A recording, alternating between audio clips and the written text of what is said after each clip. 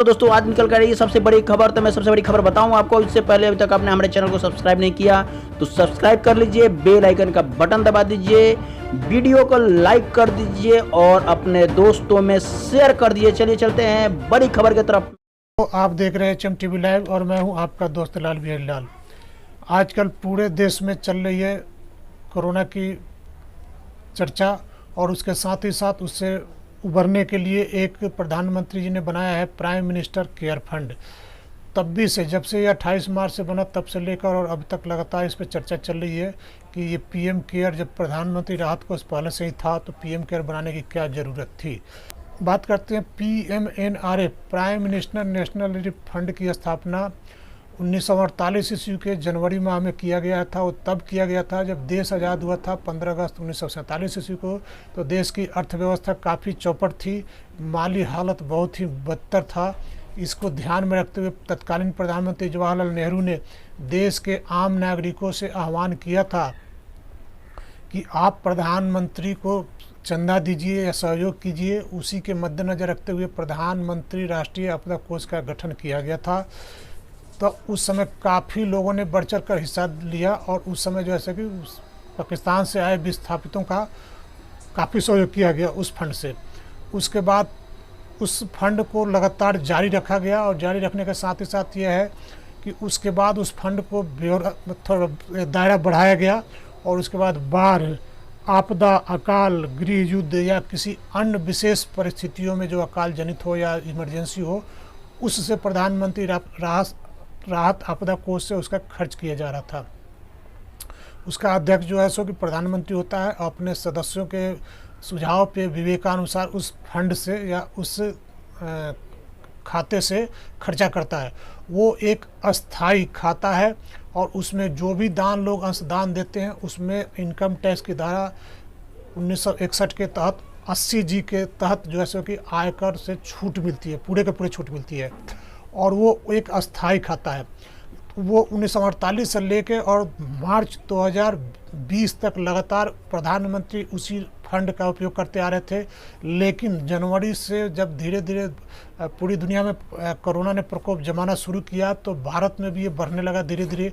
मार्च में जब बढ़ा तो पहली बार 22 मार्च को एक दिन का कर्फ्यू लागू किया गया। उसके बाद प्रधानमंत्री को लगा कि एक कोई राहत कोष की ज़रूरत है।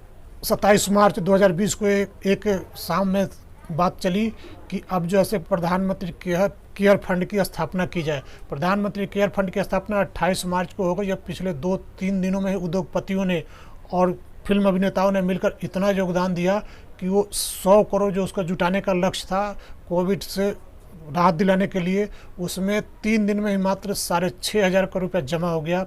इसके बाद से विपक्ष उसको लगातार मांग कर रहे हैं कि उस कोष की जांच की जाए। बात करते हैं प्रधानमंत्री जो पहले से राहत आपदा कोष थी उस कोष की या इस कोष की, ये CAG से जांच कराने का कोई स्पष्ट प्रावधान नहीं है और वो जो था एक अस्थाई खाता है और ये जो है एक ट्रस्ट है। इस ट्रस्ट के अध्यक्ष जो है माननीय प्रधानमंत्री जी हैं और इसके सदस्य गृह मंत्री, रक्षा मंत्री और वित्त मंत्री हैं। इसके अलावा जो है कुछ न्याय विशेषज्ञ भी हैं, कुछ वैज्ञानिक भी हैं, कुछ सामाजिक क्षेत्र से भी लोग हैं, ताकि जो है कि उनके सुझाव पे प्रधानमंत्री इस फंड का उपयोग कर सके।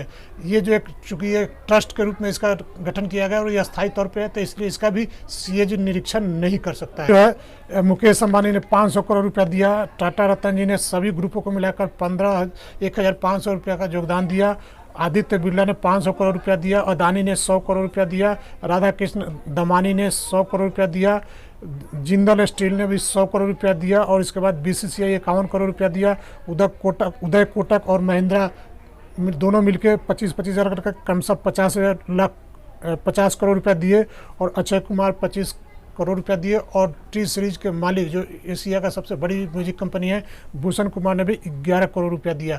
जब इतने फंड जमा हो गए तो विपक्ष लगातार मांग कर रहा था कि इस फंड का उपयोग किया जाए और बताया जाए। तो इसलिए सरकार ने अभी कल इसको घोषणा किया कि इस फंड से 3,100 करोड़ रुपये का जो अंशदान दिया गया है विभिन्न क्षेत्रों में। पहला क्षेत्र जो है कि यहाँ पे देश में जो कोविड का जो केस बढ़ा है तो हॉस्पिटल नहीं था तो हॉस्पिटल को वेंटिलेटर की ज़रूरत पड़ती है, तो जो है वेंटिलेटर का जो है निर्माण किया जाएगा। स्वदेशी निर्मित 50,000 वेंटिलेटर खरीदा जाएगा 2000 करोड़ रुपए से, और उसको विभिन्न सरकारी हॉस्पिटलों में भी उसको दान दिया जाएगा उस वेंटिलेटर को। इसके साथ ही साथ मरीजों को और भी परेशानी के लिए विपक्ष के निशाने पर था सरकार, इसलिए जो है मजदूरों के लिए भी सरकार ने जैसे कि 1000 करोड़ रुपया दिया है, ताकि मजदूरों के कल्याण के लिए विभिन्न योजनाएं राज्य सरकार केंद्र के सहयोग से चला सके। उसके साथ ही साथ अभी टीका के लिए भी जैसे कि काफ़ी पहल हो रही है, लेकिन अभी तक टीका का निर्माण नहीं हुआ है। इसलिए टीका के निर्माण के लिए विदेश के कई कंपनियाँ लगी हुई। खास करके बात करें तो भारत में लगभग 30 कंपनी में 6 कंपनियाँ भी आगे चल रही है। अब बहुत जल्द उम्मीद है कि अगस्त सितंबर में जो है टीका का निर्माण हो जाएगा। इसलिए जो है कोविड पेशेंट को राहत मिलेगी। उस टीका को बूस्टअप यानी बढ़ावा देने के लिए 100 करोड़ रुपए का अनुदान दिया गया है, और आशा करते हैं कि इस फंड से विभिन्न क्षेत्रों में देश हित में काम होगा। और बात दोनों में समानता यह है कि दोनों में अगर कोई दान करता है, प्रधानमंत्री राहत कोष या प्रधानमंत्री प्राइम मिनिस्टर केयर फंड में भी, तो इसमें ATG का छूट मिलेगा, और दोनों का जो है सो कि CAG जाँच नहीं कर सकता है। अब आशा करते हैं कि अब आने वाले दिनों में इस फंड का अधिक से अधिक बेहतर उपयोग होगा, ताकि कोरोना मरीजों को ज़्यादा से ज़्यादा फायदा मिल सके।